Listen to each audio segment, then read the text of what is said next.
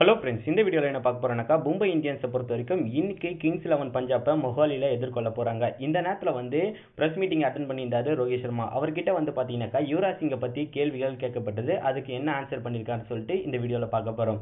போன போட்டியில் யுவராஜ் சிங் மிஸ் பண்ண ஒரு கேட்சை பற்றி கேட்டிருந்தாங்க. கண்டிப்பாக அது கேட்ச் பிடிச்சிருக்க வேண்டியது. அப்படி பிடிச்சிருந்தா ஆட்டம் இன்னும் குயிக்காக முடிஞ்சுக்கிறதுக்கான வாய்ப்புகள் இருந்திருக்கும். ஆனால் யுவராஜ் சிங் மிஸ் பண்ணிட்டாரு. அது ஒன்றும் பிரச்சனை கிடையாது. வருங்காலங்களில் அந்த தவறிலிருந்து அவர் மீண்டு வருவார் என்ற மாதிரி சொல்லியிருந்தாரு.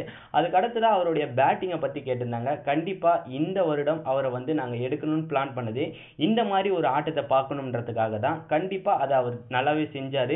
இனி வர போட்டிகளில் இதை விட அதிகமாக செய்வார்ன்ற மாதிரி அவர் அழுத்தமாக சொல்லியிருக்காரு. கண்டிப்பாக யுவராஜ் மேலே நல்ல நம்பிக்கை எங்கள் அணியில் எல்லார்கிட்டையுமே இருக்குது. கண்டிப்பாக அவர் நல்ல ஒரு சிறப்பான ஆட்டத்தை வெளிப்படுத்துவார் என்ற மாதிரியும் அழுத்தமாக சொல்லியிருக்காரு.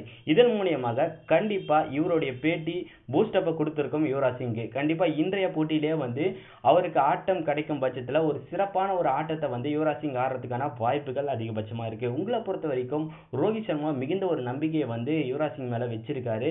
அதை எப்படி அவர் காப்பாற்ற போறாரு, அது கீழே இருக்க கமெண்ட் பாக்ஸ்ல கமெண்ட் பண்ணுங்க. இன்னைக்கு கிங்ஸ் 11 பஞ்சாபுக்கு எதிரான போட்டியில மிக சிறப்பான ஒரு ஆட்டத்தை வெளிப்படுத்துவாரா அப்படின்றதையும் கீழே இருக்க கமெண்ட் பாக்ஸ்ல கமெண்ட் பண்ணுங்க.